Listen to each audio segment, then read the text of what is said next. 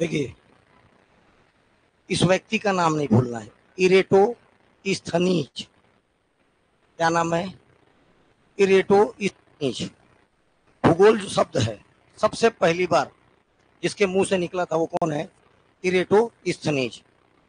इसे ही भूगोल के पिता, ज्योग्राफी, फादर ऑफ ज्योग्राफी किसको बोला जाता है? इरेटोस्थनीज को। एक बात। दूसरा बात ये जानना है कि फर्स्ट टाइम जो ज्योग्राफी वर्ड है या जो भूगोल शब्द है वो भी किसके मुंह से निकला था? तो शब्द देने वाला भी यही है, ठीक है।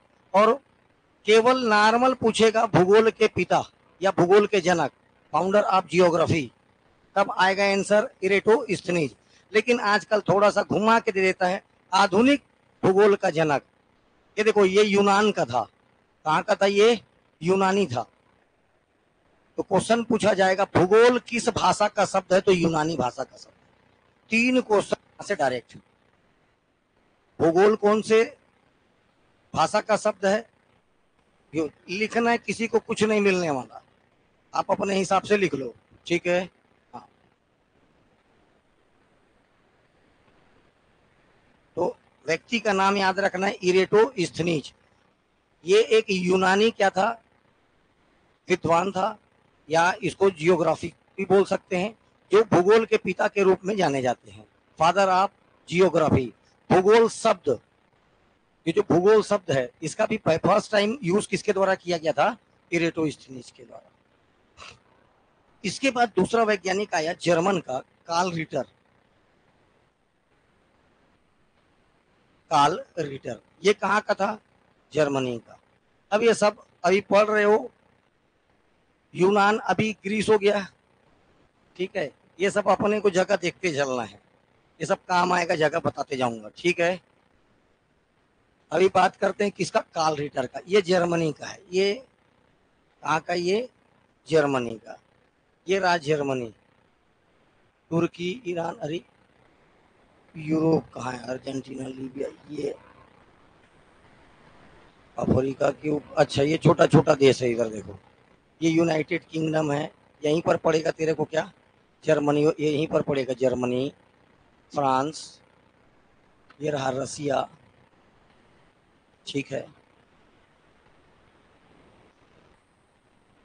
तो ये जर्मन वैज्ञानिक जिसका नाम था कार्ल रिटर, इसको बोला जाता है मॉडर्न जियोग्राफी का father, father of modern geography. आजकल जियोग्राफी के पिता नहीं पूछ के क्या बोल दिया जाता है? आधुनिक भूगोल का पिता, ठीक है, या जनक। ये 2 नाम याद रखना। कौन कौन सा?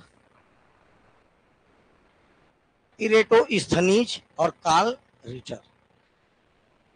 अब मैं जो सब्जेक्ट पढ़ा रहा हूं उसके बारे में बता रहा हूं। भूगोल क्या है?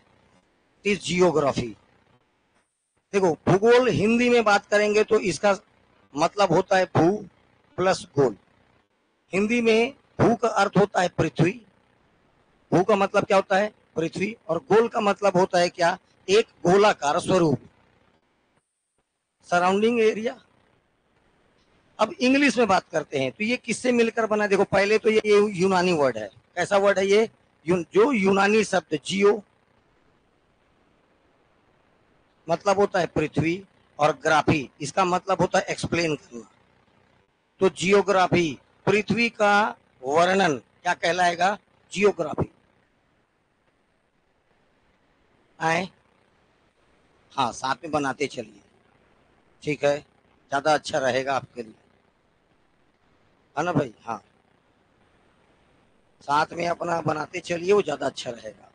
हलाली नहीं करना है, ठीक है ना? हाँ, ये है मेरे पास, वो अच्छी मिल जाएगा, वो भी अच्छी बात है। लेकिन कब मिलेगा? जब सिलेबस खत्म होगा। अपना बनाते चलिए। तो पहले भूगोल क्या है? भूगोल का मतलब होता है, भू मतलब पृथ्वी, और गोल मतलब होता है क्या? एक गोलाकार स्वरूप। तो एक गोलाकार स्वरूप का अध्ययन या स्टडी ऑफ अ सर्कल। भू मतलब पृथ्वी, गोलाकार पृथ्वी का अध्ययन क्या कहलाता है? भूगोल। जियो का मतलब भी क्या होता है? पृथ्वी। और ग्राफी का मतलब होता है उसको एक्सप्लेन करना। इससे मिलकर बना होता है। भूगोल का शाब्दिक अर्थ वह विषय जो पृथ्वी का अपने को टोटल क्या करे, डिस्क्रिप्शन दे। किसके बारे में? अर्थ के बारे में टोटल डिस्क्रिप्शन दे, उसको क्या बोला जाता है? भूगोल, जियोग्राफी।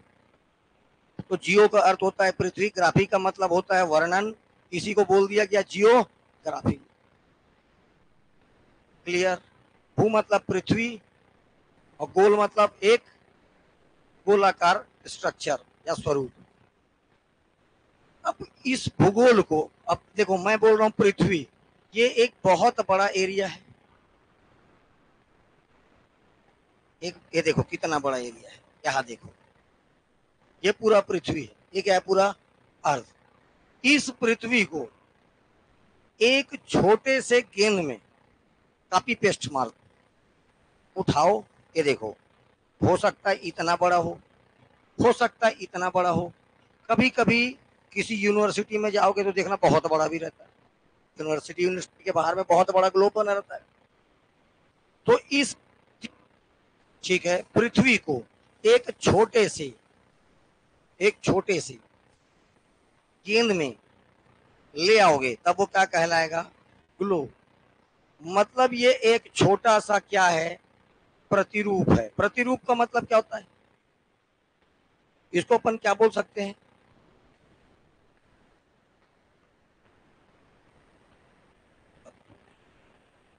प्रतिरूप का मतलब क्या होगा? ठीक है, स्मॉल मॉडल ऑफ अर्थ। प्रतिरूप का मतलब मॉडल क्या होगा? एक स्मॉल मॉडल किसका? अर्थ का। क्या कहलाएगा? क्या कहलाएगा? ग्लोब। तो ग्लोब क्या है? ग्लोब क्या है? Small model of earth. पृथ्वी का एक छोटा सा प्रतिरूप क्या कहलाता है? ग्लोब कहलाता है। तो ये देखो, इस पूरे पृथ्वी को, ये इतना बड़ा पृथ्वी को मैं एक छोटे से बॉल पे ले आया, यही क्या कहलाता है? देखो, ये देखो, एक छोटे से बॉल पर ले आया, एक छोटे से इक्विपमेंट में ले आया, ये क्या कहलाता है? ग्लोब। ये क्या कहलाता है? ग्लोब। ठीक। तो इस ग्लोब में क्या है? इस ग्लोब में क्या होता है? विभिन्न भौतिक प्रतिरूप, डिफरेंट डिफरेंट फिजिकल पैरामीटर्स। जैसे अपन बात करते हैं पहाड़, हिल्स, माउंटेन रेंज, रिवर, ये सब क्या कहलाते हैं? फिजिकल प्रतिरूप, मतलब मॉडल्स। समझ लो। बहुत सारे महाद्वीप हैं। टोटल कितने महाद्वीप? 7। 7 कॉन्टिनेंट उसमें दिखाया गया, सातों के सातों कॉन्टिनेंट। उत्तरी अमेरिका, दक्षिणी America, Africa, Europe, Asia, Australia, Oceania नाम है उसका। क्या नाम है उसका? आसनिया। ठीक है, अंटार्कटिका, ये सब अपने क्या हैं? कॉन्टिनेंट्स। ओशियंस, सी, ओशियन, महासागर, ओशियन कहलाएगा। और सागर क्या कहलाएगा? बहुत सारे कंट्रीज आदि की जानकारी होती है। तो इस ग्लोब में किसकी किसकी जानकारी होती है? बहुत सारे physical parameters. Physical parameter, physical parameters, साथ साथ आपके कॉन्टिनेंट्स। कॉन्टिनेंट 7 कॉन्टिनेंट्स हैं। कितने कॉन्टिनेंट्स हैं? 7। 7 द्वीप, इसके साथ ओशियन, महासागर, और बहुत सारे कंट्रीज, देश आदि की जानकारी होती है इस ग्लोब पर। आगे चलिए। दुनिया में सबसे पहले ग्लोब का निर्माण, ये भी जर्मन का एक वैज्ञानिक था जिसका नाम था Martin Behaim. First globe in a world made by Martin Behaim. Martin Behaim के द्वारा बनाया गया। लेकिन मार्टिन बेहम इसके लिए एक बहुत बड़ा जियोग्राफिकर है जिसका नाम है निकोलस कापरनिकस। ये एक वेत्ता है। ठीक है, ज्योग्राफी के, जो ज्योग्राफी का जो तो बोला जाएगा भूगोल का जियोग्राफिकर। तो इसके द्वारा निकोलस कापरनिकस के जो प्रिंसिपल हैं उस पर मार्टिन बेहम, इसने निकोलस कापरनिकस के थ्योरी के आधार पर इस ग्लोब को बनाया।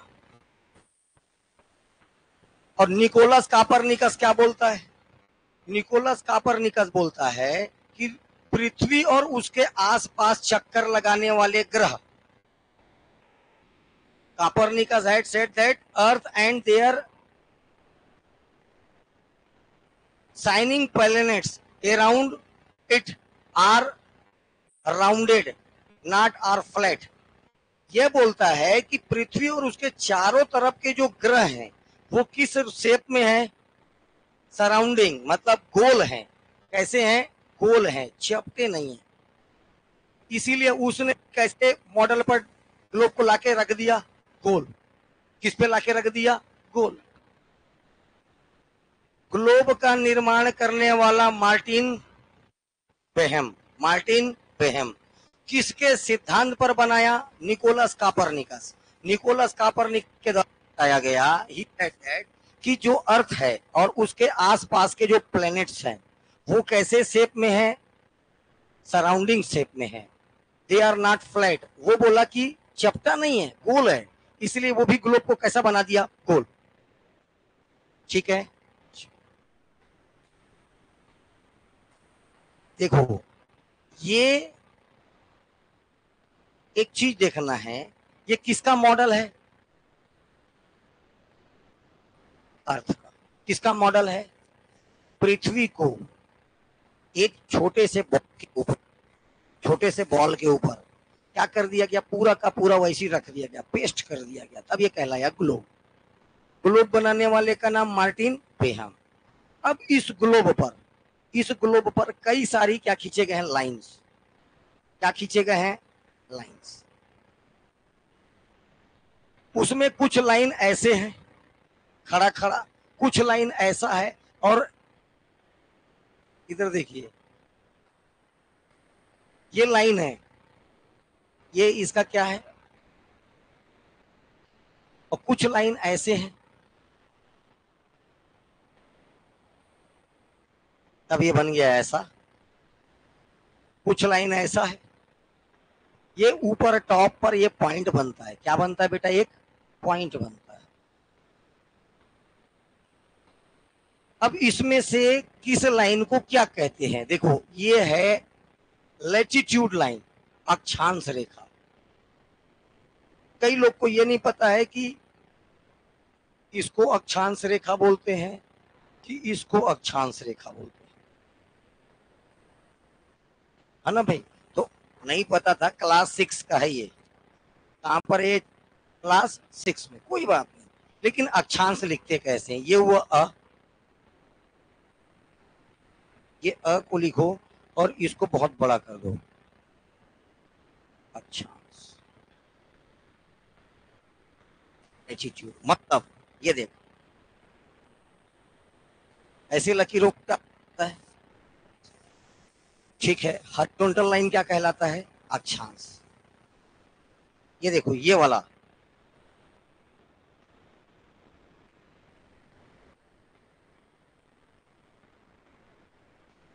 वर्टिकल लाइंस क्या कहलाते हैं? देशांतर। वर्टिकल लाइन क्या कहलाता है? देशांतर। तो अब अक्षांश, लैटिट्यूड और लॉन्गिट्यूड लाइन में किसी कोई दिक्कत है तो बताओ। मैं सिर्फ ये बता रहा हूं कि जो हॉरिजॉन्टल लाइंस होते हैं, कैसे लाइन होते हैं? हॉरिजॉन्टल लाइन होते हैं, उसको क्या बोला जाता है? उसको क्या बोला जाता है? अक्षांश रेखाएं। ठीक है, लैटिट्यूड लाइन क्या बोला जाता है? Latitude line. इनको क्या बोला जाता है? Latitude line. इनको क्या बोला जाता है? Latitude line. इस ग्लोब पर दो प्रकार के लाइन खींचे गए हैं, एक को बोला गया लैटिट्यूड लाइन और एक ऐसा खींचा गया जिसको क्या बोला गया? Longitude line. तो उसको बोलते हैं अक्षांश, इसको बोलते हैं देशांतर। लेकिन ना ग्लोब में ऐसी रेखा है ना वैसी रेखा है, ग्लोब में ऐसी रेखा है, अक्षांश भी है और देशांतर भी है। तो अक्षांश और देशांतर के बीच जो ये जाल टाइप का बना है उसको बोलते हैं ग्रिड। इस जाल या ट्रैप को क्या बोला जाता है? ग्रिड। क्वेश्चन एक बार पूछ चुका है। अक्षांश और देशांतर रेखाओं के जाल को क्या बोला जाता है? ग्रिड कहते हैं। बोला जाता है ग्रिड। कोई भी डाउट किसी भी प्रकार का मन में लेके नहीं जाना है, यहीं खत्म कर लेना, यहीं पूछ लेना, ठीक। मैं घर समझाने नहीं आ सकता। ओके, तो हॉरिजॉन्टल लाइन को क्या बोला गया? Latitude lines. वर्टिकल लाइंस को क्या बोला गया? Longitude lines. और इन दोनों को एक साथ क्या बोला गया? Grid line. क्या लाइन बोला गया? Grid line. अब इसके बाद अब इनका सेपरेट सेपरेट स्टार्ट करते हैं। देखो अब चलिए, ग्लोब पर दिशाएं, डायरेक्शन। ग्लोब पर क्या? दिशाएं। तो भैया ग्लोब पर आपको तो पता है, जैसे मैं अभी खींच दिया तो आप बड़े आसानी से बोल सकते हो ये नॉर्थ है, ये साउथ है। क्या बोल सकते हो? ये नॉर्थ है और ये साउथ है। जब ये बोल पा रहे हो तो कैसे बोल लिए आप कि इसी को उत्तर मान लिया गया, नॉर्थ मान लिया गया और इसी को दक्षिण मान लिया गया? सबसे पहले खोजा गया दिशा भी उत्तर है। बस सबसे पहला खोजा गया डायरेक्शन कौन है? उत्तर। देखो ध्यान से बता, एक तारा है जिसको ध्रुव तारा बोलते हो, जो लोग ध्रुव तारा, ये हमेशा बड़े बुजुर्ग बताते बताते हैं ये हमेशा उत्तर दिशा में चमक। कौन सी दिशा? ध्रुव तारा जो है उत्तर दिशा में चमकते रहता है। एक चीज तो, इतने सारे साइंटिस्ट मिलकर ना कुछ को तो एक डायरेक्शन देना जरूरी था, इसीलिए बड़े बुजुर्गों का बात इसीलिए नाम दे दिया ऊपर तरफ को क्या? नॉर्थ, उत्तर। और वो जगह ग्लोब में कहलाता है नॉर्थ पोल। अब वो सब छोड़ो, अभी तुम सबसे पहले कौन सी दिशा आई? कारण ये था कि किसी को दिशा का ज्ञान नहीं था, लेकिन बड़े बुजुर्ग एक ही बात कहते थे कि जो जो आपका ध्रुव तारा है, ध्रुव तारा, वो उसको देख के चलते जाओ आप उत्तर दिशा में, जिधर चमक रहा है उधर चल दो, ठीक है। कौन सा दिशा हो जाएगा? उत्तर। तो ध्रुव तारा के कारण सबसे पहले कौन सी दिशा आई? उत्तर दिशा। कौन सी दिशा आई? उत्तर। और जस्ट उसके विपरीत दिशा को क्या मान लिया गया? दक्षिण। क्या मान लिया गया? दक्षिण। ये दोनों के दोनों मेन डायरेक्शन है, मुख्य दिशा बोलते हैं। क्या बोला जाता है? मेन डायरेक्शन, मुख्य दिशा। कारण बता रहा हूं, थोड़ा सा ध्यान, रुक जाना, ठीक है ना। रीजन बताऊंगा क्यों बोला जाता है। जैसे आप ये देखिए, इधर देखो, नॉर्थ साउथ ईस्ट वेस्ट। एक लड़का इधर गया, डायरेक्शन देखो, कौन सा डायरेक्शन है? ये नॉर्थ है और ये ईस्ट है। इसको क्या बोलेंगे? उत्तर पूर्व। पूर्व उत्तर सुने हो कभी? इधर देखो, अगर ये इस डायरेक्शन में है तो ये हुआ साउथ और ये हुआ ईस्ट, तो इसको बोलते हैं साउथ ईस्ट। क्या बोला जाता है? South east. कभी ईस्ट साउथ बोला है कोई? तो दो प्रमुख दिशाएं कौन सी है? उत्तर और। सबसे पहले कौन सी दिशा आई? उत्तर, नॉर्थ डायरेक्शन। और जस्ट उसके अपोजिट को क्या मान लिया गया? South direction. अब उसके बाद टेंशन आया, अब पूर्व और पश्चिम के लिए कैसे करें, ईस्ट और वेस्ट के लिए। तो एक वैज्ञानिक आया बीच में और बोला कि अगर मैं नॉर्थ के तरफ मुंह कर लिया जाए, किधर मुंह कर लिया जाए? अगर अपने फेस का डायरेक्शन किधर दे दें, उत्तर की तरफ देखें, तो आपका राइट हैंड हमेशा ईस्ट डायरेक्शन में होगा और इसके अपोजिट को वेस्ट बोलेंगे। उत्तर दिशा की तरफ मुंह करिए, आपका राइट हैंड क्या बताएगा? हमेशा पूर्व। कौन सा दिशा बताएगा? ईस्ट। और उसके जस्ट अपोजिट क्या हो जाएगा? वेस्ट। ये दोनों सहायक दिशाएं हैं, ऑक्सिलरी।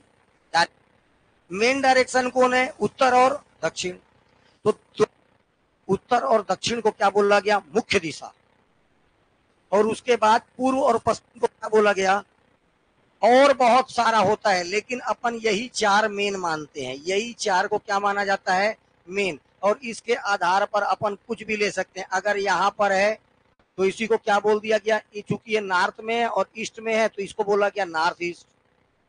उत्तर पूर्व। ये वाला डायरेक्शन क्या कहलाएगा? उत्तर नॉर्थ। और ये हो जाएगा पश्चिम। ये वाला हो जाएगा दक्षिण पश्चिम। ये वाला क्या हो जाएगा? दक्षिण पूर्व। इसका और नाम भी है ना। टोटल कितनी दिशाएं होती है? ठीक है, ऊपर और नीचे, ऊपर और आस और पाताल। ठीक है, दिशाएं कितनी? 10। लेकिन आपके काम की कितनी? केवल 4, केवल 4। इसमें दो मुख्य डायरेक्शन है, नॉर्थ एंड साउथ, और ईस्ट और वेस्ट इसके क्या है? सहायक हैं। तो आपको जब भी पूछा जाएगा सबसे पहले कौन सी दिशा आई, कौन सी दिशा खोजी गई? नॉर्थ। ठीक है, क्योंकि बुजुर्गों ने बताया था कि ध्रुव तारा हमेशा कहाँ चमकता रहता है? उत्तर दिशा की ओर। तो उसी को ये लोग भी मान लिए और नॉर्थ डायरेक्शन का क्या कर दिया गया? खोज कर दिया गया। तो सबसे पहले कौन सी दिशा खोजी गई? उत्तर। अपोजिट को क्या मान लिया गया? दक्षिण। जस्ट अपोजिट को क्या मान लिया गया? दक्षिण। ठीक है, और उत्तर की अगर तरफ मैं मुंह करता हूं तो मेरा राइट हैंड हमेशा क्या बताएगा? पूर्व दिशा को, और उसके अपोजिट क्या हो जाएगा? पश्चिम। ठीक, दो दिशाएं आपके मेन डायरेक्शन है, कौन कौन से बेटा? उत्तर और दक्षिण। ठीक,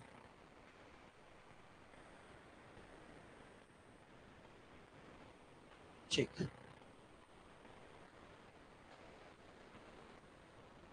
ओके। अगर पृथ्वी को, अगर पृथ्वी को, ग्लोब को या पृथ्वी को बीचों बीच से काट दिया जाए, को आप दो तरह से काट सकते हो। ये सेब है मेरे हाथ में, सेब को बीचों बीच काटना है तो ऊपर में कहीं भी चाकू रख, बराबर बराबर कटेगा। लेकिन अगर सेब को ऐसे काटना है तो बड़ा सावधानी से काटना पड़ेगा। तुम लोग से तो कटेगा, चलो। अगर बीच से ऐसे गोल काटना है तो बड़े सावधानी से काटना है। तो वैसे ही काट दिया मैं इसको, चूंकि बीचों बीच काटा। और ये क्या है? भू। क्या है ये? भू माने पृथ्वी। पृथ्वी का ही तो ये काल्पनिक, क्या है? पृथ्वी को का ही ये क्या है? इमेज है, काल्पनिक इमेज, इमेजिनरी। क्या कहलाया? ग्लोब कहलाया। इसके बीच में, बीचों बीच है इसीलिए इसको भू, और मध्य में है तो इसलिए मध्य। भू मध्य रेखा कहते हैं। पृथ्वी के पर्यायवाची भू, इला, धरा। ठीक है, बहुत सारे हैं। इसी बराबर का एक मतलब होता है विषु। विषु, विषु का मतलब होता है बराबर, और दो बराबर भागों में बांटने वाली रेखा विषुवत रेखा। अंग्रेजों तुम्हारे काम का नहीं है दोनों, तुम लोग सिर्फ बोलना। बीच से काट रहे, इक्वल, क्या बोलते? इक्वल, इक्वल काट रहे इसलिए नाम क्या इसका? इक्वेटर। बराबर बराबर काट रहे इसलिए नाम क्या बोल दो? इक्वेटर। क्या बोल दोगे? इक्वेटर। ठीक है, ठीक है, ये हो गया इक्वेटर। अब देखिए, अब इक्वेटर के ऊपर ये देखो, ये है पृथ्वी। पृथ्वी को बीच से काटे, ये 0 डिग्री, क्या कहलाता है ये? 0 डिग्री। ध्यान से मेरी बात सुनना, चूंकि इक्वल पार्ट्स में काटा इसलिए नाम है इक्वेटर। पृथ्वी के बीच से गया है इसलिए भूमध्य रेखा। इसके ऊपर वाले को देखो, ये एक गोलार्ध है, हेमिस्फीयर है। एक क्या है ये? इसीलिए इसका ऊपर वाला भाग नॉर्थ हेमिस्फीयर कहलाता है, और नॉर्थ वाला, साउथ वाला भाग साउथ हेमिस्फीयर। ऊपर वाला भाग को उत्तरी गोलार्ध कहते हैं, नीचे वाले भाग को दक्षिणी गोलार्ध कहते हैं। ठीक है, इक्वेटर के ऊपर उत्तरी गोलार्ध, इक्वेटर के नीचे दक्षिणी गोलार्ध, नॉर्थ हेमिस्फीयर और साउथ हेमिस्फीयर। ठीक, ये है पृथ्वी के बीचों बीच काटा गया। अब अपने को इसमें अलग से पढ़ना है अक्षांश रेखा, लैटिट्यूड लाइन, लैटिट्यूड लाइन, अक्षांश रेखाएं। हाँ बोल, कुछ हुआ क्या रे?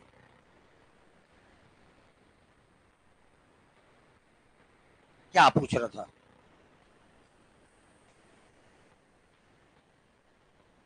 ये सबसे देखो, जितने भी अगर अगर ये लाइन खींचेगा, ये एक, ये देखो ये वाला ये कौन सा लाइन सबसे ज्यादा बड़ा है? बताओ मेरे को। सबसे बड़ा कौन सा लाइन है? 0 डिग्री। देखो ये 0 डिग्री है, देखो ये पृथ्वी ना, इसको बीचों बीच से काटा है, देखो 0 डिग्री जा रहा है, दिख रहा है ये लकीर, ये सबसे लंबा होता है।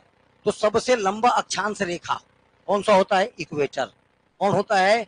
इक्वेटर। इसकी टोटल लंबाई होती है 40075.16 किलोमीटर। 40075 ही याद रख, 40075.16 किलोमीटर। और कभी कभी इसीलिए क्या दे देता है, 40076 भी दे देता है। कभी कभी क्या देता है, इसको हटा के देखो, क्योंकि इसके बाद और है 75.16, कभी कभी इसलिए दे देता है 76। अरे तो आगे चलिए, इसको दो भागों में बांटा गया। ऊपर वाले को बोल दिया गया कौन सा गोलार्ध? उत्तरी गोलार्ध, नॉर्थ हेमिस्फीयर। नीचे वाले को क्या बोल दिया गया? दक्षिणी गोलार्ध, साउथ हेमिस्फीयर। इसको दो भागों में बांट दिया गया। कुछ बांटा कौन? भूमध्य रेखा या विषुवत रेखा। इसी को क्या बोला जाता है इंग्लिश में? इक्वेटर। इंग्लिश में ही बोलना है, क्या बोला जाता है इसको? इक्वेटर। अब अपने को पढ़ना है, देखो अभी ये हो गया ग्लोब, बीच वाले को बोला गया कौन सा रेखा? चूंकि एक प्रकार का कौन सी रेखा है ये? लैटिट्यूड लाइन है। कौन है ये? Latitude line. तो कि ये कैसा खींचा, लैटिट्यूड लाइन को कैसे खींचते हैं? West to east, west to east खींची गई काल्पनिक, ग्लोब पर पश्चिम से पूर्व दिशा में खींचे गई काल्पनिक रेखाओं को क्या बोला जाता है? अक्षांश रेखाएं, लैटिट्यूड लाइंस। क्या होता है? पृथ्वी के केंद्र, देखो इसका मेन परिभाषा क्या है, ध्यान से देखो बता रहा हूं। ये है पृथ्वी का केंद्र,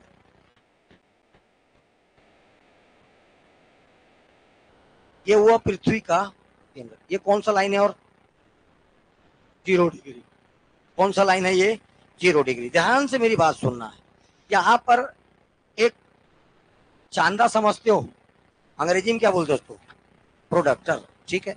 उसको रखो, ये 0 डिग्री पर रखिए। इसमें रखकर ये यहां से 1 डिग्री का कोण बनाओ, और यहां से इधर क्या बनाओ? 1 डिग्री का कोण बनाओ। कितने डिग्री का? 1 डिग्री का। और ये भी कौन सा, कितना डिग्री का? 1 डिग्री का। इसके बाद यहां से देखो, ये 1 डिग्री का जब कोण बनेगा तो ऐसे बनेगा कि नहीं बनेगा? एक ना कुछ इनके बीच में एंगल बनेगा। और वैसे ही कलर ही बेकार है, ये बना और यहां से गया तो ये कुछ ना कुछ एंगल बना। ये यही एंगल है 1 डिग्री का। कितने डिग्री का? 1 डिग्री का। दोनों में 1-1 डिग्री गया। उसके बाद इस रेखा को मिला देना है, इस रेखा को मिला देना है, इस रेखा को ऐसे मिलाना है। ये कहलाएगा 1 डिग्री, क्योंकि उत्तर में है नॉर्थ लेटिट्यूड लाइन, एक उत्तरी अक्षांश रेखा। क्या कहलाएगा? 1 डिग्री उत्तरी अक्षांश रेखा। यहीं पर फिर से मैं क्या रखा? प्रोजेक्टर को यहां से मारा 5 डिग्री, यहां पर रखा, फिर यहां बनाया 5 डिग्री, 5 डिग्री, 5 डिग्री, दोनों लाइन को मिला दिया। ये कहलाएगा 5 degree latitude line, north latitude line. Same काम नीचे होगा, साउथ में होगा, तब उसके साथ एक खुलेगा साउथ लेटिट्यूड लाइन। वो भी लेटिट्यूड लाइन है, वो भी अक्षांश रेखा है, लेकिन ये जो बना रहा हूं मैं उत्तरी अक्षांश रेखा है। नीचे जो बनेगा वो कैसी रेखा होगी? दक्षिणी अक्षांश रेखा।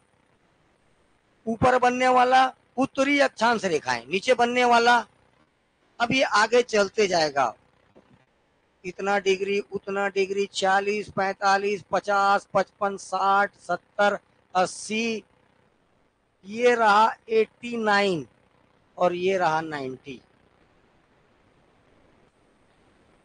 सेम वैसे ही इधर बनते जाएगा, इधर बनते जाएगा, इधर बनते जाएगा, आते जाएगा, आते जाएगा, ये पूरा का पूरा 89 और ये रहा 90। तो इक्वेटर के, किसके? इक्वेटर के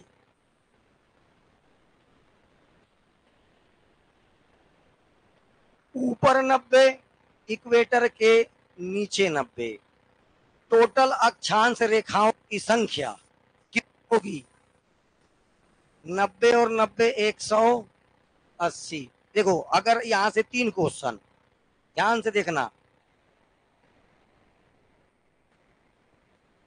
अक्षांश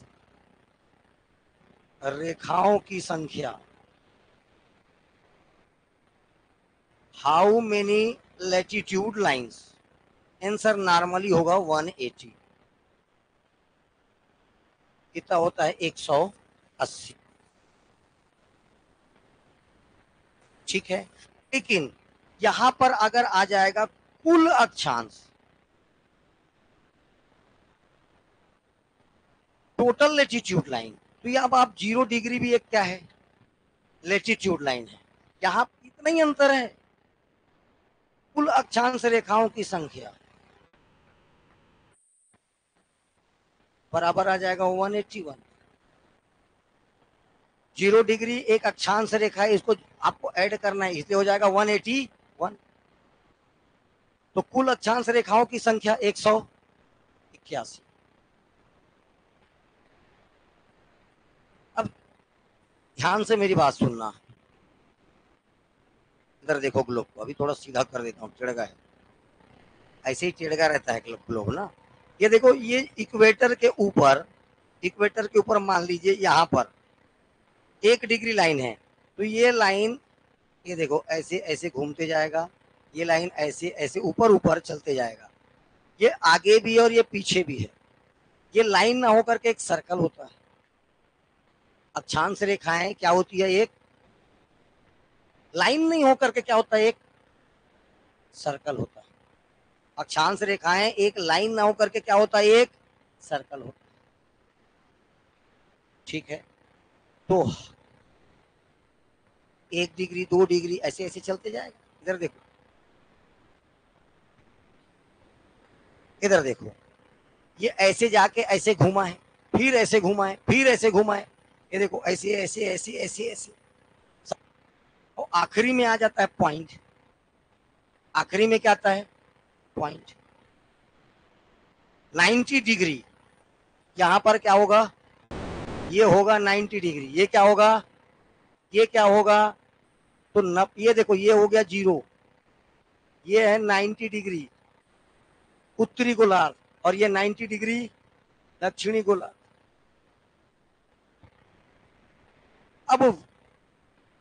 अब पूछेगा कुल अक्षांश वृत्तों की संख्या,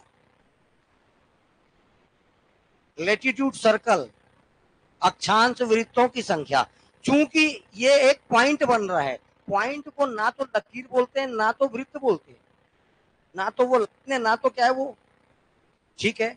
वृत्त नहीं बोला, एक लकीर, सॉरी एक रेखा बोल सकते हैं, लेकिन वृत्त नहीं बोला जाएगा। दशमलव को क्या नहीं बोलते, पॉइंट को क्या नहीं बोलते, एक वृत्त नहीं बोला जाएगा, तो इसमें 2 कम हो जाएगा। क्वेश्चन क्या आएगा, अक्षांश वृत्तों की संख्या, अच्छा वो तो गया, टोटल अक्षांश वृत्तों की संख्या, ये देखो वृत्त 181 माइनस 2 179, क्योंकि जो ये वाला है,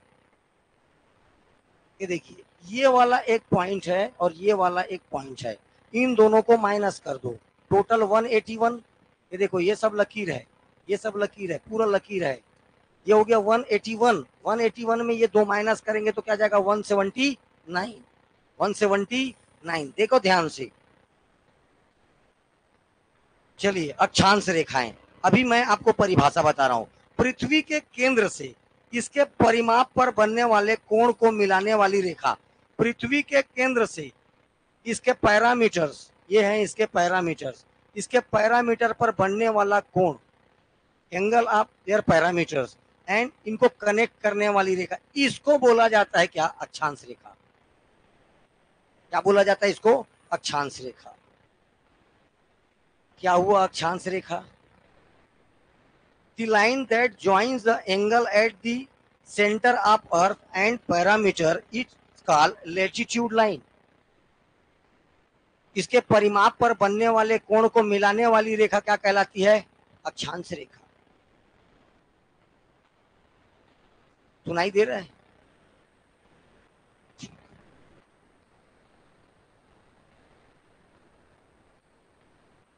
या अपन दूसरा परिभाषा इसका क्या बोल सकते हैं, ग्लोब पर, कहां पर, ग्लोब पर पश्चिम से पूर्व की ओर खींची गई काल्पनिक रेखाओं को अक्षांश रेखा कहते हैं। पश्चिम से, ये है वेस्ट डायरेक्शन, पश्चिम से पूर्व की तरफ खींची गई काल्पनिक रेखाएं क्या कहलाती है? क्या कहलाती है? Altitude line. Imaginary lines draw west to east, it's called altitude lines. तो ये दोनों तरफ है, ये दोनों तरफ है, ऊपर भी और नीचे भी है। तो उत्तर दिशा में उत्तरी अक्षांश रेखा, नॉर्थ के तरफ नॉर्थ लैटिट्यूड लाइन, और दक्षिण के तरफ साउथ लैटिट्यूड लाइन। ठीक, सभी अक्षांश रेखाएं, all the latitude lines are circular line. किस प्रकार की रेखाएं होती है? गोलाकार होती है। ये रेखाएं कैसी होती है? गोलाकार में होता है, सर्कुलर शेप में होता है, और ऐसे ऐसे ऐसे ऐसे चढ़ के टॉप पर आके हो जाता है पॉइंट। ठीक, अक्षांश रेखाएं उत्तर में 90 और दक्षिण में 90 होती है। ठीक है, उत्तर में 90 और दक्षिण में कितनी होती है? 90 होती है। अक्षांश रेखाओं से तापमान, टेम्परेचर और जलवायु का क्या किया जाता है? किया जाता है। तो ये किसको नापती है? तो इसे क्या मेजर किया जाता है? या determine temperature and weather, temperature and weather, या इसी को क्या बोलते हैं? क्लाइमेट। जलवायु मीन्स क्लाइमेट। अभी आप कैसा सीजन है? बरसात का सीजन है। ठीक है, कोई स्वेटर पहन का क्या भी नहीं घूमेगा, लेकिन 4 महीने 3 महीने के बाद अक्टूबर नवंबर दिसंबर का समय आ जाएगा और आप क्या पहन के घूमोगे? स्वेटर। ये आप नहीं पहन रहे हो, आपको जलवायु पहना रहा है। समझ में आ रहा है? आपका मन है तो अभी पहन के आ जाओ, जाओ। आप अपने खुद से नहीं पहन, आपको जलवायु क्लाइमेट पहनाता है। गर्मी का समय आएगा तो जितना कम हो घूमते रहे हुए, एकदम सफेद कलर का शर्ट हो, जितना पतला हो, गर्मी मरे जी, ये गर्मी लग रहा है। तो ये जो एटमॉस्फेयर में जो चेंज आता है, आपका जो क्लाइमेट चेंज होता है, और जो आपका टेम्परेचर पर जो डिपेंड हो रहा है, इन दोनों पर डिपेंड करता है कौन सा अक्षांश, किस पर तापमान और आपका क्लाइमेट चेंज किस पर डिपेंड करता है? अक्षांश रेखाओं पर। किस पर डिपेंड करता है? अक्षांश रेखाओं पर। ठीक, भूमध्य रेखा सबसे लंबी अक्षांश रेखा होती है। कोई दिक्कत किसी को? Equator is latitude line. भूमध्य जो आपका इक्वेटर है, सबसे लंबा क्या होता है? अक्षांश रेखा होती है, जिसकी दूरी 40076 किलोमीटर,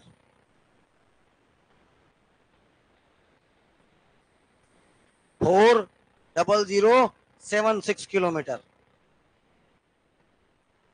ये देखिए, ये भी अक्षांश, ये भी अक्षांश, सभी एक ऐसे सभी क्या है? Latitude lines. कैसे लाइन है? Latitude line. अब एक बात देखो ध्यान से,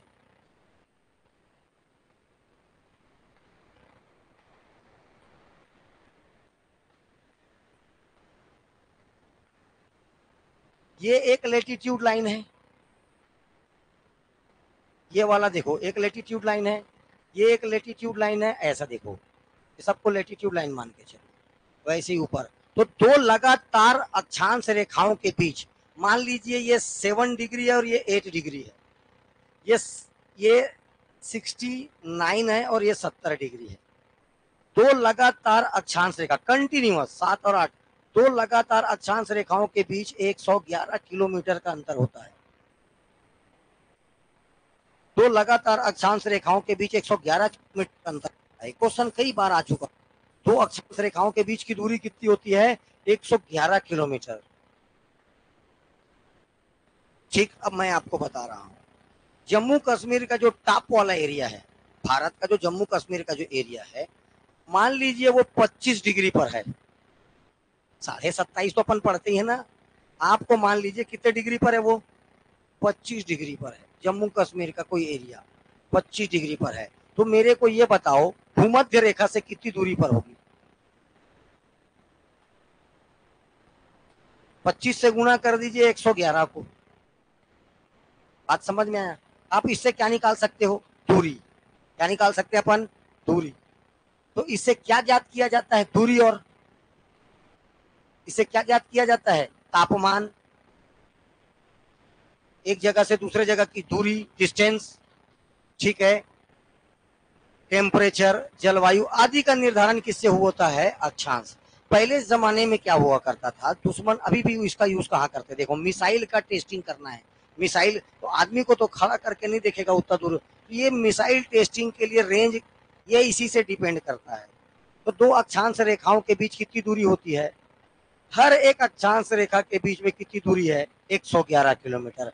एक 0 और 1 के बीच में भी 111 है, 1 और 2 के बीच में भी 111 है, 2 और 3 के बीच में भी 111 है। तो ये याद रखना है, दो अक्षांश रेखाओं के बीच की दूरी कितनी होती है? 111 किलोमीटर। कितना? 11 किलोमीटर। ठीक।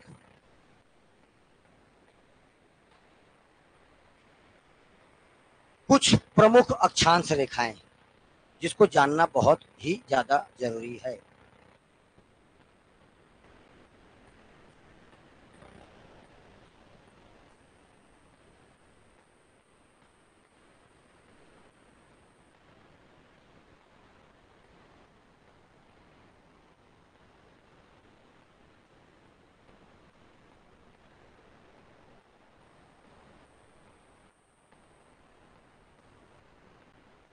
अब इस पेज को मैं हटा नहीं पाऊंगा, क्योंकि हटाऊंगा तो ये आएगा, ठीक है ना। कुछ प्रमुख अक्षांश रेखा,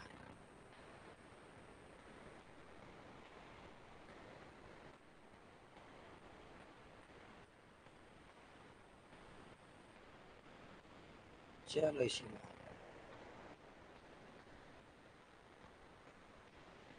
देखिए, ये तो पहला बात ये याद रखना है, पृथ्वी ऐसा नहीं है, पृथ्वी ऐसा टोकरा है। बूढ़े लोग को देखते हो ऐसे लकड़ी पकड़ लेते, ऐसे झुक जाते हैं। तो पृथ्वी सीधा नहीं है, कैसा है? अपने ही अक्ष पर, अपने ही एक्सेस पर कितना डिग्री झुका है? 23.5। कितना झुका हुआ है? 23.5। 23.5 डिग्री। कितना डिग्री झुका हुआ है? 23.5 डिग्री। इसीलिए ये सबसे इंपॉर्टेंट लाइन हो जाता है, कौन सा? 23.5 डिग्री। 23.5। 23.5। चूंकि नॉर्थ में है तो नॉर्थ लेटीट्यूड लाइन बोलूंगा। तो 23.5 डिग्री उत्तरी अक्षांश रेखाओं को ही कर्क रेखा बोलते हैं, टॉपिक ऑफ कैंसर। क्या बोला जाता है? कर्क रेखा, टॉपिक ऑफ कैंसर। सेम चीज नीचे होगा, 23.5 डिग्री पर। कितने पर होगा? 23.5 डिग्री पर ही होगा, लेकिन दक्षिणी गोलार्ध में होगा, साउथ हेमिस्फीयर में होगा। तो इसी को बोला जाएगा 23.5 डिग्री दक्षिणी अक्षांश रेखाएं, south latitude line. 23.5 south latitude line, इसी को बोलते हैं मकर रेखा, टॉपिक ऑफ कैप्रिकॉन। हिंदी वाले कर्क रेखा और मकर, ऊपर कौन सा होता है कई कल नहीं पता रहेगा, कर्क ऊपर रहता है कि मकर? नाट बकर इज मकर, हाँ मकर। और ये बोला कर्क, कौन सा रेखा? कर्क रेखा। पहले क आता है कि मां आता है? हो गया ऊपर, तो ऊपर क्या आ जाएगा? कर्क रेखा। नीचे वाले को क्या बोला गया? मकर रेखा। क्या बोला गया? मकर रेखा। तो 23.5 उत्तरी अक्षांश को कर्क रेखा, 23.5 दक्षिणी अक्षांश को मकर रेखा। Tropic of cancer, tropic of capricorn, बीच वाला इक्वेटर। अब देखो, इसके बाद जस्ट 66 सही 1/2, 66 1.5 ऊपर के तरफ, नीचे तरफ 66 1/2 66 सही 1/2, 66 चूंकि नॉर्थ में है। अब ये देखो, यहां पर कौन सा, ये देखो आर्कटिक के पास में है, इसलिए बोला गया आर्कटिक सर्कल। और ये अटलांटिक के पास में है, इसलिए नाम पड़ गया इसका अटलांटिक सर्कल। अंटार्कटिक और ये है आर्कटिक, ये है अंटार्कटिक, और ये क्या है आर्कटिक। तो आर्कटिक के पास था इसलिए नाम क्या पड़ गया इसका, आर्कटिक सर्कल। और ये अंटार्कटिक के पास है इसलिए नाम पड़ गया इसका अंटार्कटिक सर्कल। इसके बाद सीधा बोलना है नॉर्थ पोल, साउथ पोल, उत्तरी ध्रुव, दक्षिणी ध्रुव। कुछ प्रमुख अक्ष लेटीट्यूड लाइंस। सबसे इंपॉर्टेंट लेटीट्यूड लाइन कौन सा है, कर्क रेखा, 23.5 डिग्री 23.5 नॉर्थ लेटीट्यूड लाइन को क्या बोलते हैं अपन, अक्षांश रेखा। 23.5 डिग्री उत्तरी अक्षांश रेखाओं को क्या बोलते हैं, कर्क रेखा। जबकि 23.5 डिग्री दक्षिणी अक्षांश रेखा को बोलते हैं अपन मकर रेखा। कोई दिक्कत किसी को? अब देखो ये जो कर्क रेखा होता है 23.5 डिग्री पर ही क्यों हुआ, क्योंकि पृथ्वी अपने ही एक्सिस पर कितनी झुकी हुई है। ये देखो ये ग्लोब ऐसे सीधा होगा ऐसे, लेकिन ग्लोब तो है ऐसे।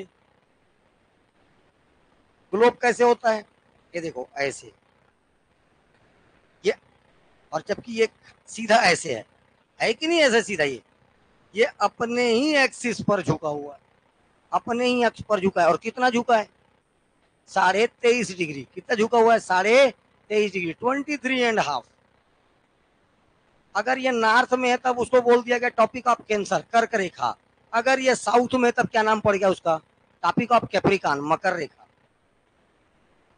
ठीक है, कोई दिक्कत किसी को?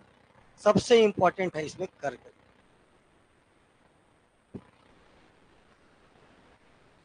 अच्छा ये जाके खोजना कहाँ मिलेगा, ये सब इमेजिनरी लाइंस है, काल्पनिक रेखाएं हैं। सर जाके बोला है खोजने, आप तो खोज के ही आएंगे बोल के चल मत देना। तो कर्क रेखा, पृथ्वी अपने अक्ष पर कितना झुका हुआ है, 23.5 झुकी हुई है। 23 उत्तरी अक्षांश रेखाओं को ही कर्क रेखा कहा जाता है। कर्क रेखा भारत के बीचों बीच गुजरती है। ये देखो इंडिया कहाँ पर है, साउथ हेमिस्फीयर में होगा कि नॉर्थ हेमिस्फीयर में, ये यहाँ पर है क्या, इंडिया का मैप। ये हो गया ऊपर के कारण उत्तरी गोलार्ध, नॉर्थ हेमिस्फीयर। नीचे वाला क्या कहलाता है, ये वाला कहलाता है वेस्ट और ये वाला ईस्ट। तो ये हो जाएगा नॉर्थ पहले बोलोगे फिर बोलोगे ईस्ट कि west, east, north east. Bharat पृथ्वी में किस दिशा में है और कहां पर है, उत्तर पूर्वी गोलार्ध। कौन सा हेमिस्फीयर, नॉर्थ ईस्ट, उत्तर पूर्वी गोलार्ध।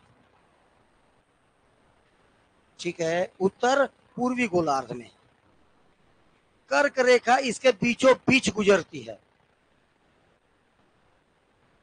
कर्क रेखा भारत से ही गुजरता, कर्क रेखा भारत जैसे 18 देशों से गुजरती है। कितने देशों से गुजरती है, टोटल 18 देशों से। देखो दिख रहा है नहीं दिख रहा है, यही है कर्क रेखा, टॉपिक ऑफ कैंसर। ये देखो ये है 0 डिग्री, ये क्या है 0 डिग्री, और ये क्या है, ये देखो 23 सही 1/2 नॉर्थ में है इसलिए क्या हो जाएगा, कर्क रेखा, टॉपिक ऑफ कैंसर। ये 0 डिग्री इक्वेटर, ये 23.5, ये क्या है मकर रेखा, टॉपिक ऑफ कैप। भारत के साथ साथ 18 देश कर्क रेखा पर स्थित हैं। टोटल कितने देश, 18 देश। हाँ ये 0 डिग्री है, ये वाला बोल रही है। हाँ ठीक है ये वाला, ये कितनी है ये वाला, ये ले ठीक, टॉपिक ऑफ कैंसर ये लिखा है, ठीक, इक्वेटर, ठीक। ये नीचे वाला, ये ऊपर है टॉपिक ऑफ कैप्रिकॉन, ये ले ले, कोई बात, ठीक।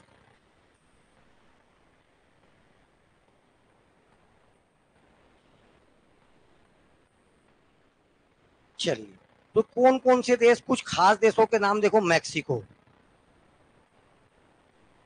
ठीक, कौन सा देश? Mexico. South Sahara, Algeria, Libya, Egypt. कौन सा देश? Egypt. Saudi Arabia, UAE, Oman, India. चोटता नहीं होता, पाकिस्तान को टच नहीं कर, ठीक है। बांग्लादेश, म्यांमार, इतने कुछ देश याद रखना है, 18। तो कर्क रेखा भारत के साथ साथ और 17, मतलब टोटल कितने देश करता है? 18 देशों के साथ, इस 18 देशों से होकर गुजरता है। कर्क रेखा कितने डिग्री पर होता है? 23.5। नॉर्थ में कि साउथ में? उत्तर में, नॉर्थ में। इसको बोला गया टॉपिक ऑफ कैंसर। टोटल कितने देशों से?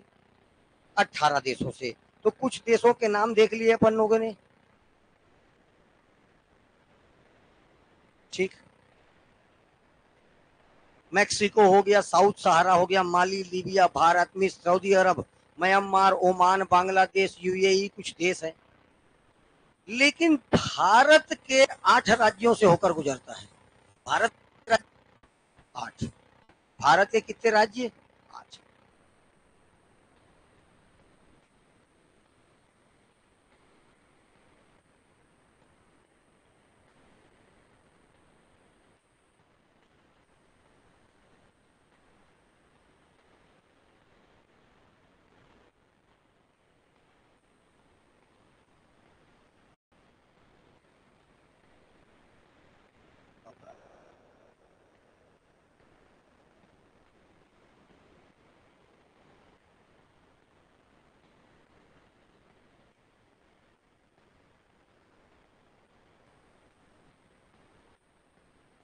ऐसा हो गया रे।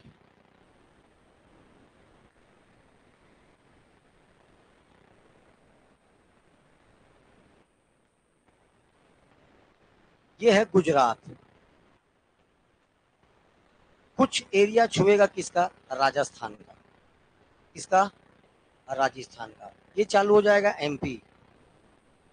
ये आ गया छत्तीसगढ़। छत्तीसगढ़ के ऊपर में लगेगा झारखंड। ये हो गया तेरा पश्चिम बंगाल।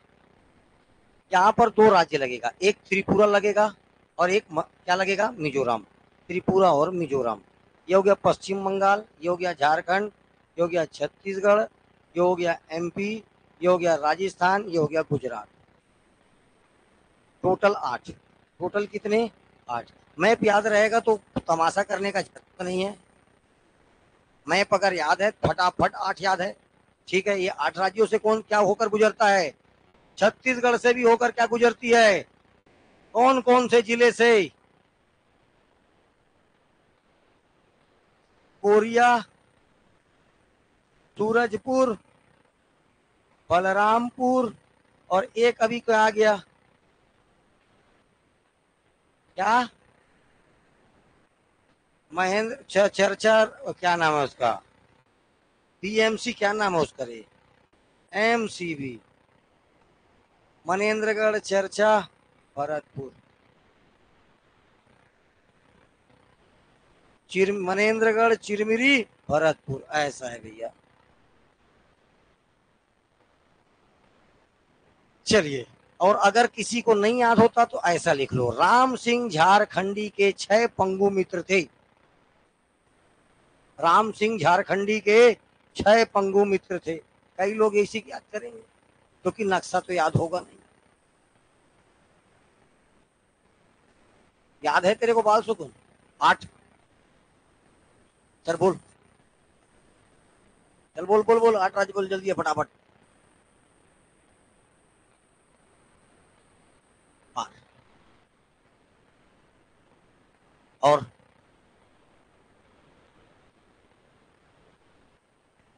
मालूम मेरे को, ठीक है, बोल।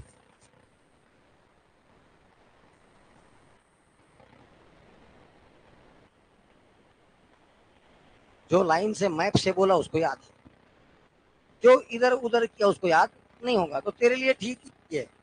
कौन सा? अभी जो जिसको तुम मजाक समझ रहे थे, ये तेरे लिए रामबाण है। कुछ ना कुछ करके तो याद रखना पड़ेगा। तो राम सिंह झारखंडी के 6 पंगु मित्र थे। ये हो गया राजस्थान, ठीक है, मध्य प्रदेश, गुजरात, झारखंड, छत्तीसगढ़, पश्चिम बंगाल, मिजोरम और त्रिपुरा। ये सब क्रिएटिविटी अंग्रेजी में नहीं हो पाएगा है। हाँ, अंग्रेजों नहीं मिल पाएगा तुम लोग को ऐसा। कर्क रेखा 18 देशों से होकर गुजरता है, ठीक। इसके बाद आ जाओ मकर रेखा। अगर यही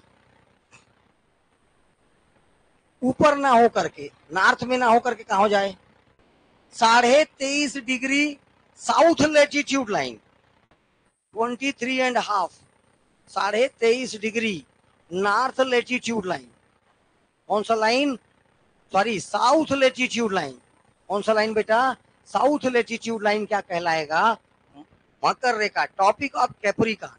23.5 डिग्री दक्षिण अक्षांश रेखाओं को मकर रेखा कहा जाता है। ये रेखा कुल 10 देशों से जाती है। कितने देशों से? 10 देश।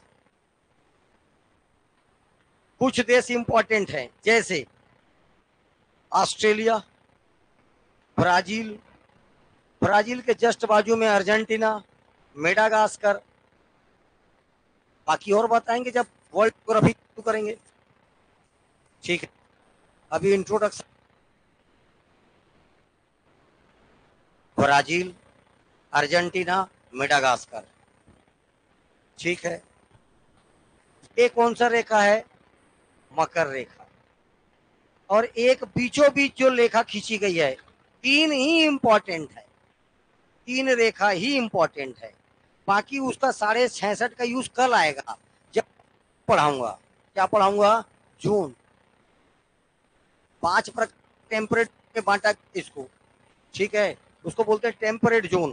तो अभी अभी अपने काम का नहीं। भूमध्य रेखा, बीच में जो रेखा खींची गई है 0 डिग्री, उसी को क्या बोला जाता है? पृथ्वी को 2 बराबर भागों में बांटने अक्षांश रेखा कहती है, जो 13 देशों से होकर गुजरता है। ये कितने देशों से होकर गुजरता है? 13 देशों से होकर गुजरता है। ब्राजील, केनिया, मालदीव, इंडोनेशिया, ठीक है। इन राज्यों से होकर कौन गुजरता है? सॉरी, इन देशों से होकर कौन गुजरता है? एकमात्र अफ्रीका महाद्वीप। ध्यान से मेरी बात सुनिए, एकमात्र अफ्रीका महाद्वीप, अफ्रीका कॉन्टिनेंट, जो कर्क रेखा, मकर रेखा और इक्वेटर, तीनों लाइन कहां से गुजरती है? एकमात्र देश, इधर देखो, एकमात्र कॉन्टिनेंट देखो, अफ्रीका, ये भी गुजरा, ये भी गुजरा और ये भी गुजरा। दिखा कि नहीं दिखा? तो अफ्रीका कॉन्टिनेंट एक ऐसा कॉन्टिनेंट है, अफ्रीका कॉन्टिनेंट एक ऐसा कॉन्टिनेंट है जिससे टॉपिक ऑफ कैंसर, इक्वेटर और टॉपिक ऑफ कैप्रिकॉर्न तीनों में गुजरती है। मैं किसका बात किया? अफ्रीका महाद्वीप कॉन्टिनेंट की बात किया। ये देखो, ये है दक्षिणी अमेरिका, इससे 2 जा रहा है। नॉर्थ अमेरिका से 1 जा रहा है। एशिया से 1 ही जा रहा है। कभी कभी थोड़ा सा एशिया के कुछ देश इक्वेटर भी मान ले, लेकिन ये तो बिल्कुल नहीं है। ऑस्ट्रेलिया ये पूरा नीचे। तो केवल अफ्रीका ही एकमात्र कॉन्टिनेंट है, महाद्वीप है, जिससे तीनों रेखाएं जाती है। कौन कौन सा? कर्क रेखा, मकर रेखा और विषुवत, ठीक। ऊपर से ये जो कर्क रेखा, ये देखो इंडिया से जा रही है। अब ध्यान से मेरी बात सुनिए, भारत की एक नदी है, माही नदी। नदी का नाम माही नदी, भारत की एक माही नदी है, जो कर्क रेखा को 2 बार काटता है। अब कर्क रेखा तो है ही नहीं, तो कोई काटेगा नहीं, क्रॉस करता है। बात समझ में आया ना, वो तो कल इमेजिनरी है। तो भारत की कई बार क्वेश्चन आया हुआ, भारत की जो माही नदी है, कौन सी नदी? माही, राजस्थान में बहती है नदी माही नदी, ये 2 बार किसको काटता है? कर्क रेखा को काटती है। ठीक। कांगो नदी, कौन सी नदी? कांगो नदी। कांगो जो नदी है ये 2 बार इक्वेटर को काटता है।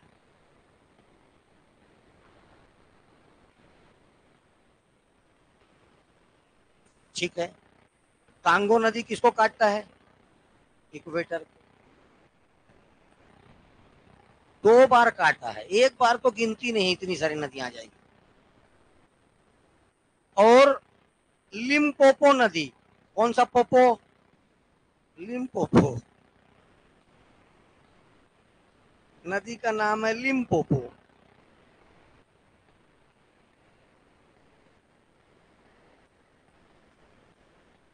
Dark colour.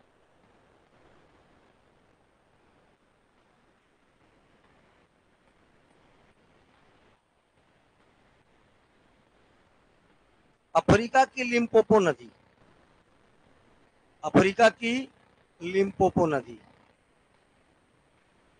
ये है मकर रेखा को कितने बार काटता है? 2 बार काटता। सुनाई दिया क्या बोला? भारत की कौन सी नदी? माही नदी, ये कर्क रेखा को 2 बार काटती है।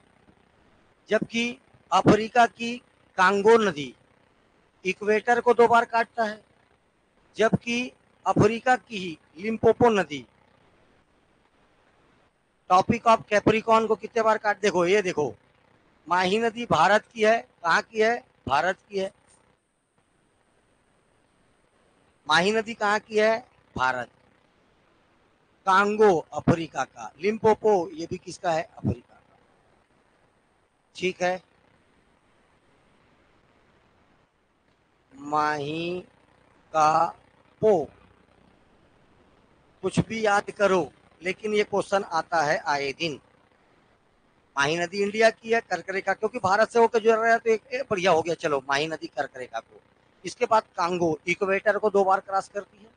और उसके बाद याद रखना लिम्पोपो रिवर जो है किसको क्रॉस करता है? 2 बार मकर रेखा को, टॉपिक ऑफ कैप्रिकॉन को 2 बार क्रॉस करता है। ठीक है, इसके बाद मैं आपको एक बात बताया था, पोजीशन ऑफ सन।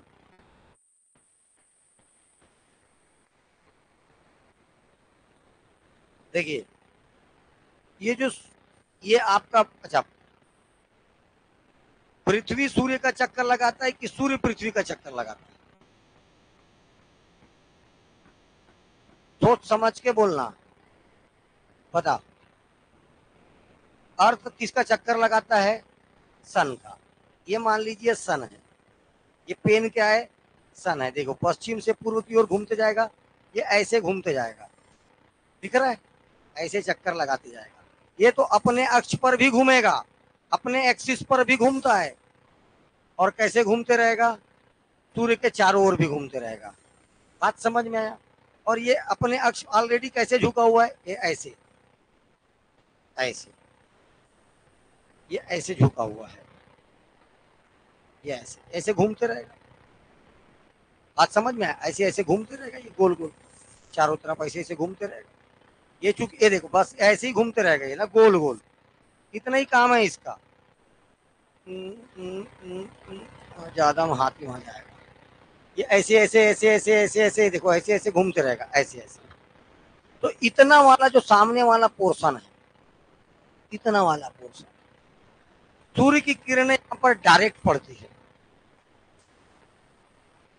पड़ना क्षैतिज एकदम डायरेक्ट और इनक्लाइन, इसमें अंतर है। देखो ध्यान से, आप अगर बाहर निकलते हो तो 12 बजे दोपहर को, 12 बजे दोपहर को सन आपके एकदम ऊपर रहता है, और आप परछाई आपको नहीं दिखता, आपके पैर के नीचे।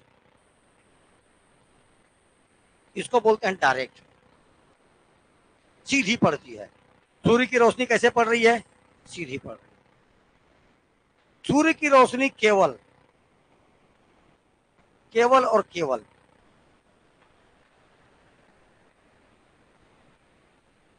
ये देखो,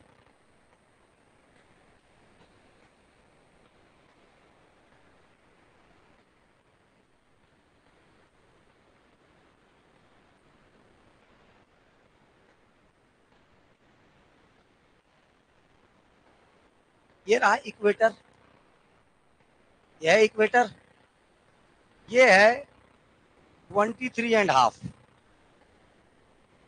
23.5 डिग्री नॉर्थ, मतलब वो क्या होगा, कर्क रेखा। ये है 23.5 मकर रेखा। सन, सन ये देखो केवल कितने के बीच में लाई करता पता है, पृथ्वी नहीं घूमती है, लेकिन मैं अभी क्योंकि वहां पर डायग्राम बन चुका है इसलिए मैं सन को घुमा रहा हूँ, लेकिन मैं घुमा सकता हूँ, जादूगर हूं मैं घुमा रहा हूँ, ठीक है, किसको घुमा रहा हूँ, सन को, लेकिन आप अक्कल लगा लेना, सन नहीं घूमता, घूमता कौन, पृथ्वी। ये डेट याद रखना है, 21 मार्च। कौन सा डेट, 21 मार्च। 21 मार्च को सन एकदम और एकदम कहां पर होता है, इक्वेटर लाइन के ऊपर में, इक्वेटर लाइन के ऊपर में। मार्च का दिन याद करो, होली होली खेले हो, हल्का सा पत्ता वत्ता झड़ रहा है, हल्का गर्मी आना हो रहा है। अब ये सूर्य, हालांकि ऐसा नहीं, ये ऊपर आना चालू होता है, ये सन एग्जैक्ट, ये देखो 3 महीने बाद, मार्च के बाद अप्रैल, मई और जून, 21 जून को योगा डे, क्या मनाते हैं 21 जून को, योगा दिवस। 21 जून के दिन एकदम सूर्य अपने ऊपर रहता है, कहां पर स्थित है, और भयानक का गर्मी लग रहा है, एसी फेसी कुछ काम नहीं करता है ना, इतना गर्मी, क्योंकि सन कहां पर है, एकदम एग्जैक्ट आपके ऊपर। 21 जून की बात करते हैं, वहां से देखो, अब सन ऊपर नहीं जाएगा, बस इतने में ही घूमते रहता है, रोशनी जाएगी, लाइट जाएगा, लाइट जाएगा, लेकिन सीधी नहीं जाएगी, एकदम डायरेक्ट नहीं जाएगा, डायरेक्ट केवल इतने में ही जाएगा, पड़ेगा, रोशनी पड़ेगा, लेकिन तिरछा पड़ेगा, जैसे शाम को 5 बजे पड़ता है, सूरज की रोशनी है, आप हैं, ऐसे पड़ता है तिरछा। शाम के 4 बजे कैसा पड़ता है, तिरछा पड़ता है, देखा है 4 बजे, वैसे ही रोशनी जाएगी इधर, और वैसे ही रोशनी जाएगी इधर, शाम को 4-5 बजे की बात कर रहा हूं, तिरछी जाएगी, कैसे जाएगा, तिरछा, लेकिन डायरेक्ट 23.5 नॉर्थ, 23.5 साउथ और 0, इसके बीच में ही सूरज, ये देखो फिर से अब सूरज वापस आना चालू करेगा 3 महीने बाद, जून के बाद जुलाई, अगस्त, सितंबर, 23 सितंबर, कितना सितंबर, सेम यहीं पर आ जाएगा 23 सितंबर को, फिर इक्वेटर के ऊपर आ जाएगा।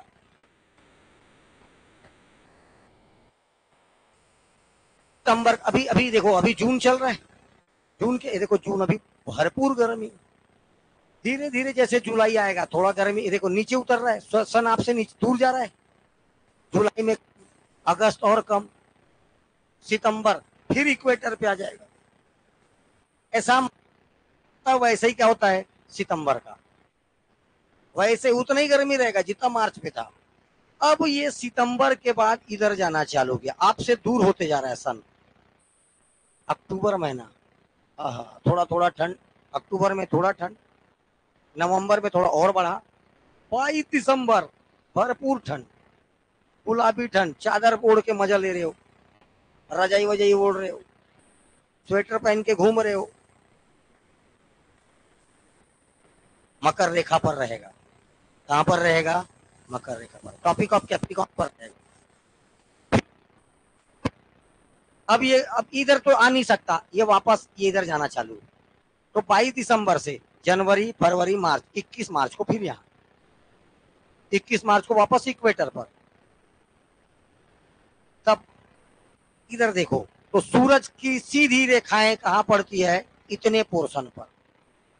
और सबसे ज्यादा इफेक्टेड कौन सा पोर्शन रहता है इसका, सबसे ज्यादा रोशनी कौन पा रहा है इसका, कहीं पर भी रहे, रेखा में रहे भी, मकर रेखा में रहे तो भी, यहां पर बराबर क्या पड़ रहा है, ब्राजील। दो चार और देश, जो एक दो देश बताया हूं इस पर, ब्राजील हो गया, नाइजीरिया हो गया, समझ में आ रहा है। ऐसे देश चाह के ये लोग कितना भी क्रीम लगा ले, फेयर एंड लवली का पूरा एक पाउच एक बार में पूरा फेयर एंड लवली लगाएं, ये चाह के गोरा नहीं हो सकते। क्यों गोरा नहीं, अरे ऐसा क्लाइमेट ही नहीं है, दिन रात सीधा सूरज पड़ रहा है। थोड़ा सा असर देखो, ये रहा भारत, इधर देखो थोड़ा सा भारत, भारत का ये नीचे वाला हिस्सा साउथ इंडियंस, दक्षिण भारतीय, दक्षिण भारत के लोगों को देखे हो काले, उससे थोड़ा और नीचे आ श्रीलंका, जयवर्धने, फलाना पूरा करिया, थोड़ा और किया अफ्रीका, ये देखो ये 0 degree Africa, Brazil, Brazil full करिया, रोनाल्डो रोनाल्डो सब देखे कितना करिया। ठीक है आए, अरे वो क्या इधर रहा है, कभी इधर था वो, अब मैं जाऊंगा मान ले ब्राजील, मैं काला तो नहीं हो जाऊंगा, समझना है, सेम वैसी वाला कहानी है। तो देख ध्यान से, इस लाइन पर जो लोग हैं चाह के क्या नहीं हो सकते, पूरा। ठीक है, ये जितने अफ्रीका के इतने देश पड़े, इधर गुयाना हुए, देखे ब्राजील, ये पूरा का पूरा फुल करिया लोग। थोड़ा सा नीचे देखे देख, ये यहाँ पर ये इससे ज्यादा दूर नहीं है, इसलिए ये तेरा दक्षिण भारत का लोग। तो दो काम कर रहा है, तापमान में परिवर्तन ला रहा है कि नहीं ला रहा है, लैटिट्यूड लाइन कहीं तापमान बढ़ा रहा है, जब यहाँ पर था तो यहाँ का तापमान ज्यादा, यहाँ का तापमान कम। जब 22 दिसंबर को यहाँ पर है तो यहाँ का तापमान ज्यादा है, जबकि हमारे तरफ ठंड है, वहां का तापमान कम। तो ये टेम्परेचर बदला, टेम्परेचर को तो अक्षांश रेखाएं तापमान और क्लाइमेट, क्लाइमेट मतलब जलवायु, ठंडी जलवायु, गर्म जलवायु, तो क्लाइमेट चेंज कर रहा है। ये अक्षांश रेखाएं मेनली क्या करती है, टेम्परेचर और क्लाइमेट को क्या करता है, चेंज करता है। ठीक है, बाकी सबसे बड़ा दिन कौन सा है, सबसे बड़ी रात कौन सी होती है, कहाँ 6 महीने दिन होता है, 6 महीने का रात होता है, एक कौन सी जनजाति ये सब काम करती है, जितने भी टेम्परेचर और ये लैटिट्यूड लाइन और लॉन्गिट्यूड, ये सब कल के क्लास में करते हैं। ठीक ठीक।